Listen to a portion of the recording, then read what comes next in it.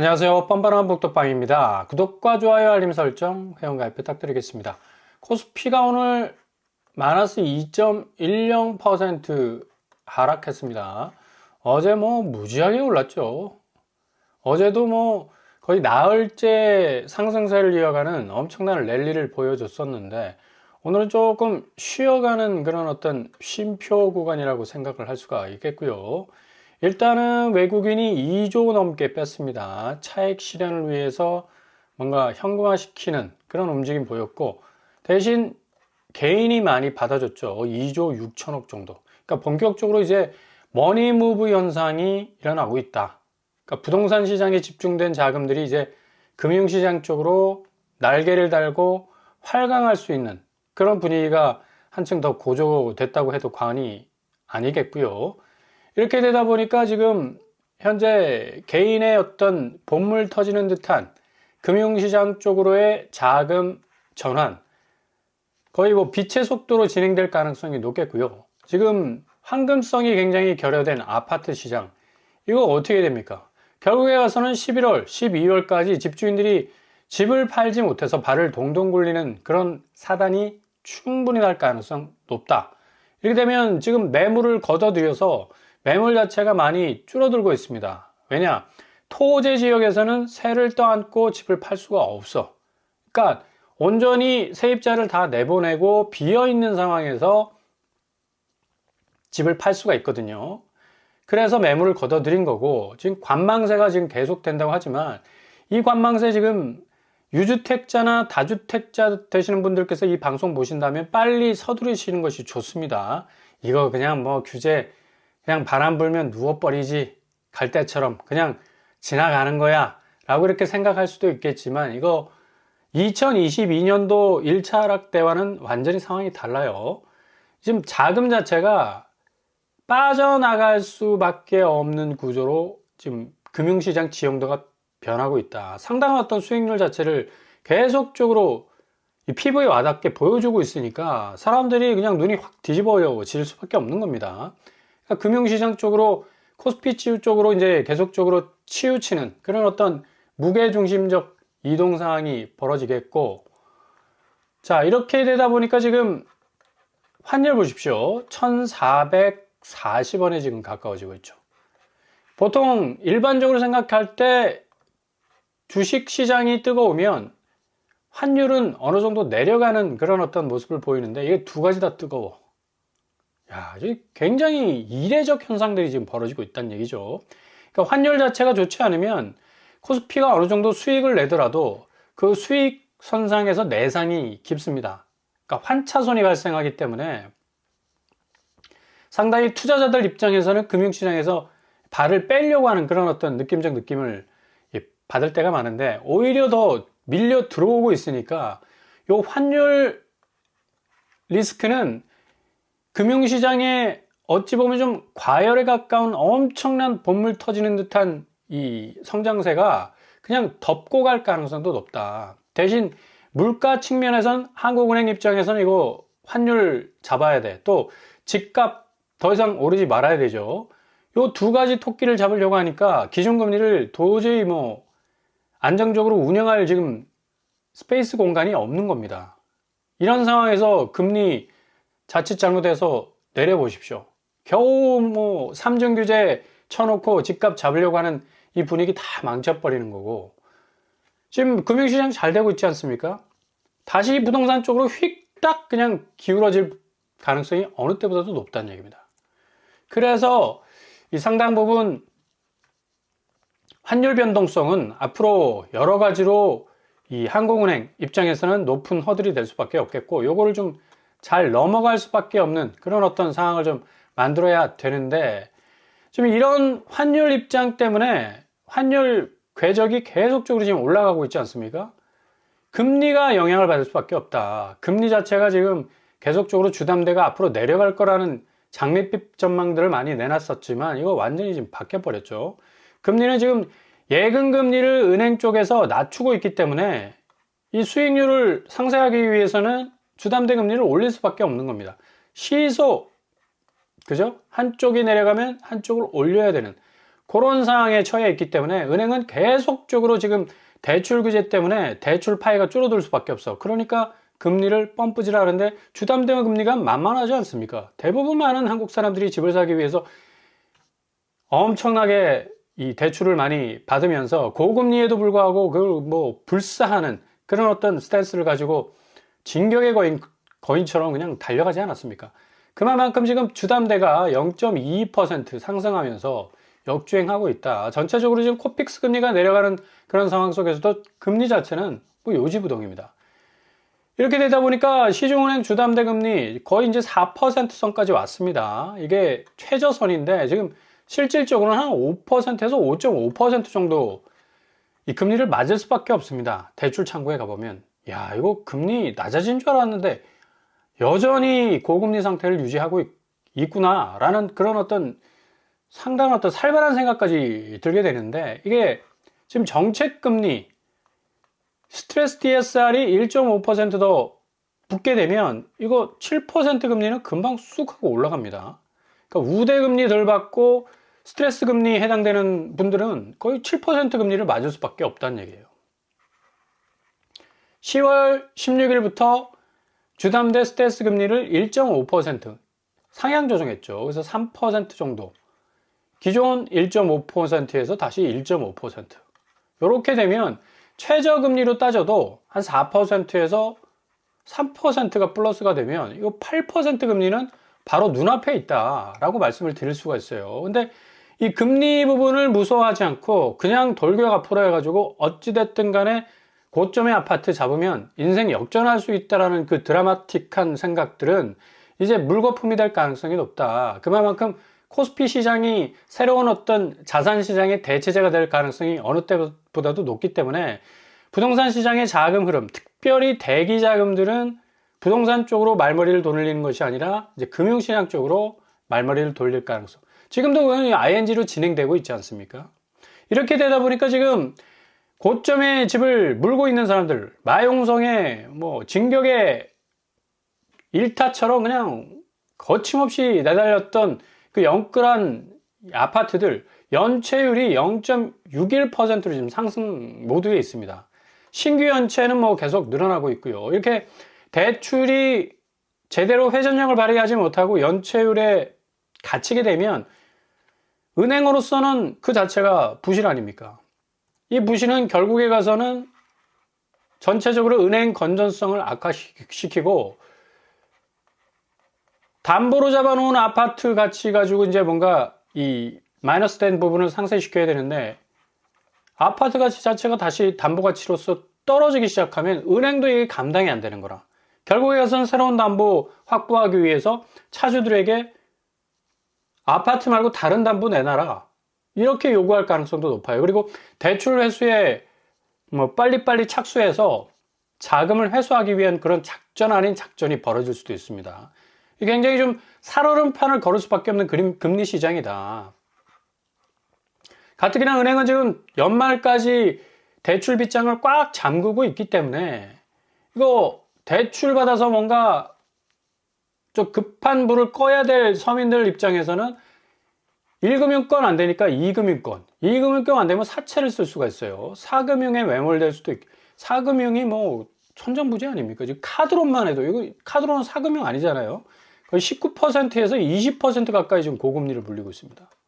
그럼 거의 이자 때문에 골로 갈 수 있는 상황이 벌어질 수도 있고, 지금 은행권을 계속적으로 이제 규제 안에 묶어둘 수밖에 없는 게 워낙에 대출을 많이 받았기 때문에 그 대출 자체가 이제 연체가 되고 그 연체 자체가 이제 부실이 돼버리고 그 부실 자체는 은행을 위협하는 엄청난 이 펑크, 완전히 구멍이 될 수밖에 없습니다. 이건 결국에 가서는 은행이 무너져 버리면 한국 경제의 모든 생태계는 와르르 그냥 박살이 난다고 봐도 무방합니다. 그래서 지금 11호 대책 같은 아주 강도 높은 부동산 대책이 나왔던 거고, 그래서 은행권 주담대 위험 가중치를 지금 20%로 지금 개선하고 있지 않습니까?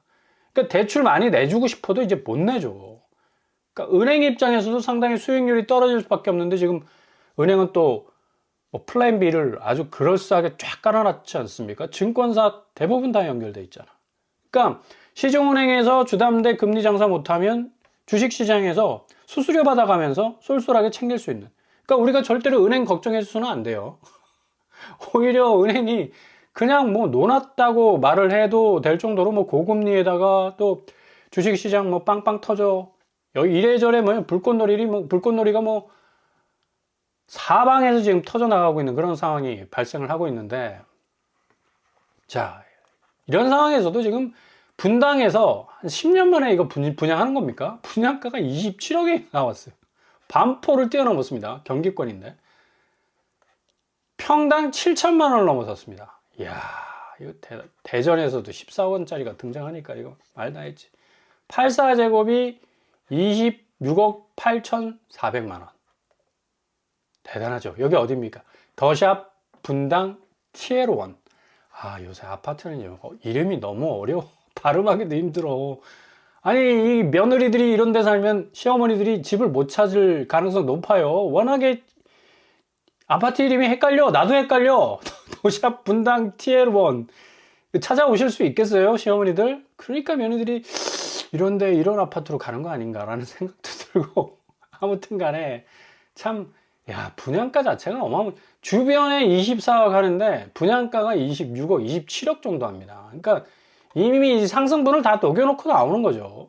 실질적으로 분당구 아파트값 시세 별로 안 좋습니다. 요새 10월 15일 이후부터 6억, 5억, 3억 8천, 3억 6천 떨어지고 있습니다. 분당이라고 뭐 용가리 통뼈도 아니고 결국에 가서는 금융지용도가 변하는 그런 어떤 추세 속에서 아파트 값은 단기적 조정세가 굉장히 강력하게 진행될 가능성 높고, 이게 그냥 단기적으로 끝나는 것이 아니라 중장기적으로 하락세는 계속적으로 길어질 가능성 높기 때문에, 아니 가랑비에 옷 젖는다고 도저히 자산 가치로서 버틸 힘이 없으면 그냥 스스로 디스할 수밖에 없는 겁니다. 집주인이 투매적인 성격을 가지고 아파트 값을 던지고 나올 수밖에 없다는 얘기입니다. 11월, 12월 달에 이런 기가 막히는 일들이 여러분들 눈앞에서 쫙 펼쳐질 거니까 한번 지켜보십시오. 분당구 거래량 지금 빵건입니다. 자, 이런 꽉 막힌 거래량에서 어떻게 단가를 높입니까? 현금 30호 있는 부자들 단체다. 강남 로또 청약 어딥니까 또 여기. 레미안 트리니원. 요새 아파트는 원이라는 말을 많이 쓰네. 탑이라는 얘기겠지. 그죠? 레미안 트리니원 역시도 5구제곱이 20억이고 84제곱이 27억입니다. 근데 분당 아파트는 뭐냐? 더 높아. 26억 합니다. 천당 밑에 분당이 있다고 그러더니 진짜 뭐 분당이 뭐 거의 이거는 천당이 아니라 지옥 같은 분양가 아닙니까? 그죠?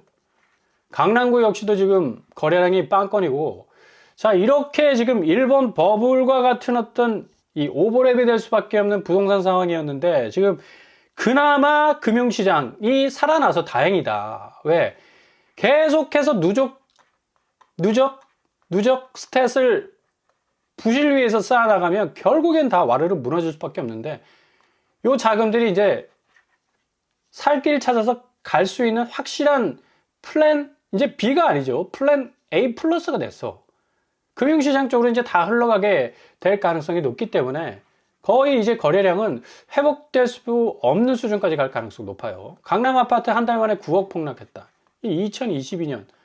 요 기사는 결국에 가서는 2025년에 기사가 될 겁니다. 아주 분명하게 선명하게 나타나게 될 겁니다.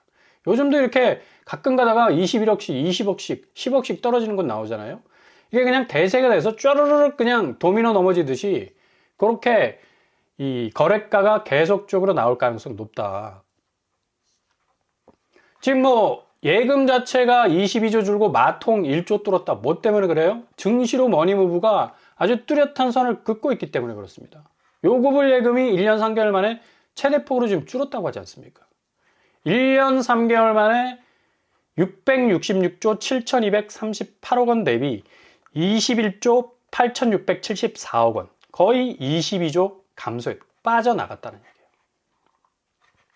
이 돈이 죄다 부동산 쪽으로 흘러 들어갔으면 다시 집값이 꿈틀거렸겠죠. 그러나 제가 말씀드렸잖아요. 플랜 A 플러스라고. 코스피 시장 쪽으로, 금융시장 쪽으로, ETF 모든 금융자산 쪽으로 다 지금 급격하게 이동하고 있는 겁니다. 철새들이 계절이 딱 바뀌면 본능적으로 날아가. 돈도 마찬가지입니다. 뭔가 돈 냄새를 맡을 수 있고 수익률을 맡을 수 있는 곳으로 돈은 움직이게 돼 있어요. 더 이상 부동산 시장은 황금성이 너무 떨어져. 체력이 고갈됐어. 더 이상 달려갈 힘이 없다는 얘기입니다. 그러니 투자자 예탁금이 85조 7,136억 찍고 있지 않습니까? 제가 좀 전에 말씀드렸듯이 머니무브에도 금융지주가 웃는 이유. 그러니까 예금 금리 낮추고 주담대금리 올리면서 뭐 빨대 딱 꽂아놓고 은행은 여러모로 수익률 늘리고 있죠. 뿐만 아니라 증시 호황에 의해서 계열사들 쭉쭉 수수료 빨아먹고 있으니까 은행은 뭐 여기도 넣어놨고 저기도 넣어놨고 어마무시한 겁니다. 이렇게 지금 유동성 부분에 있어서는 금융시장이 차고 넘친다. 결국은 금융시장은 따뜻한 봄날이 될 수밖에 없는 거고, 지금 서학개미들도 계속적으로 이 미국에 대해서, 미국 증시에 대해서 공격적인 어떤 투자를 하고 있죠. 오늘 AMD, 그러니까 내일 날짜입니다. 3분기 실적 새벽 6시에 발표를 하게 되죠. 매출이 한 87억 달러로 전망이 되는데, 제가 어제 방송에서는 팔란티아에 대해서 언급을 해드렸습니다. 아니나 다를까 뭐 한때 뭐 거의 20달러 가깝게 올랐다가 이제 내려갔었는데, 여기도 좀 잘 지켜보시라. 11월 4일 화요일입니다. 장 마감 후에 AMD 실적 발표가 있습니다. 한국 시각으로는 새벽 6시에 발표하게 됐죠. 장 시작과 동시에 미국 장은 실적 발표를 딱 하면 쫙 올랐다가 한꺼번에 샥 빠집니다. 그러니까 요 타이밍을 좀 잘 잡으시라. 요 타이밍 놓쳐버리면 그냥 완전히 꼬리만 딱 붙잡고 꼬리만 잡게 되는 그런 상황이 발생할 수 있으니까 속도가 생명입니다. AMD 조금 떨어져 있죠. 이것도 땡큐인 것 같고 저점에 진입할 수 있는 그런 이 포인트가 있죠. 아파트 시장도 마찬가지다. 지금 뭐 천정부지로 올라간 아파트 값 절대로 잡을 필요 없다. 얘는 떨어지긴 마련이다. 저점에 캐치를 하시면 된다는 얘기입니다. 똑같은 원리예요. 자, AMD는 매출이 76억 9천만 달러.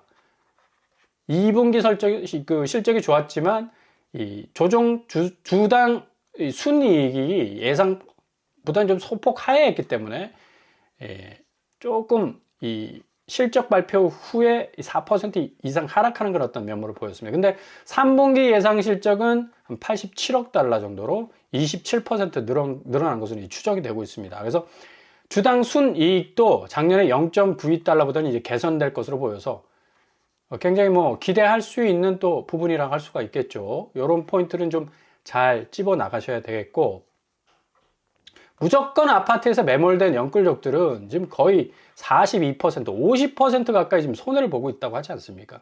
근데 주식시장 같은 경우는 뭔가 내가 판단을 잘못해서 떨어졌어도 이게 다시 올라갈 수 있는 회복의 어떤 여지가 있지 않습니까? 근데 아파트는 이제 더 이상 그런 기회가 없다는 얘기입니다. 그러니까 벼락거지냐, 연끌거지냐, 그냥 이런 어떤 이 기승전 마지막 벼랑 끝밖에 없다라는 그런 좀 씁쓸한 어떤 이 모습을 재현을 하고 있다는 얘기예요. 지금 실질적으로 올림픽 파크 포레온 역시도 계속적으로 올랐잖아. 근데 34평이 28억 5천, 32억 5천이 떨어졌고요. 50평 때도 지금 41억 5천에서 39억 5천. 그러니까 이게 올림픽 파크 포레온은 절대로 떨어지는 낙폭의 어떤 미미한 범위도 없었습니다. 계속해서 올라쳤는데 25평도 역시 23억 9천에서 20억 1천만 원으로 떨어지고 있지 않습니까? 10월 9일. 의미 있는 거죠. 9.15 대책 이후에 나왔으니까. 그래서 서울 이 외곽 경기 부분들, 평택을 중심으로 해서 계속해서 하락세는 서울과 조금 가깝고 입지가 그래도 어느 정도 선호도가 있던 곳들로 전이가 되고 있고, 그리고 이건 비강남권, 서울 외곽 쪽으로 또 번져가고 있죠. 그러니까 이게 가격 지표의 이 추이만 보더라도 앞으로 집값이 어떻게 될지 딱 보입니다. 구로구 역시도 확실한 하락세에 들어갔다라고 볼 수가 있습니다. 자, 이렇게 2022년 아파트 폭락의 주요 요인은 2025년하고 딱 함수관계로 맞아 떨어지죠. 금리 인상, 금리 굉장히 높습니다. 두 번째, 거래 절벽, 고스란히 지금 이어지고 있죠. 규제 강화, 너무나 똑같대. 세 번째, 시장 심리 악화되고 있고. 이런 어떤 세 가지 요인 플러스 알파, 금융시장의 지형도 대변화가 부동산 시장에 묶여있던 자금들을 다 뽑아내는 그런 엄청난 사태가 지금 벌어지고 있기 때문에 11월, 12월 아파트 시장 엄청난 대가격의 분수령을 맞이하게 될 겁니다. 결론은 이렇습니다. 금융시장에서 최대한 수익을 보시라. 적은 자본으로라도 굴리면 어느 정도 눈덩이가 점점 커질 수가 있어요. 대신 아파트 시장 같은 경우는 절대 무리하지 마시고 대출 받지 마시고 구축이 확실하게 저점까지 내려올 때까지 기다리셨다가 캐치를 하시면 가장 정확한 판단이 되실 겁니다.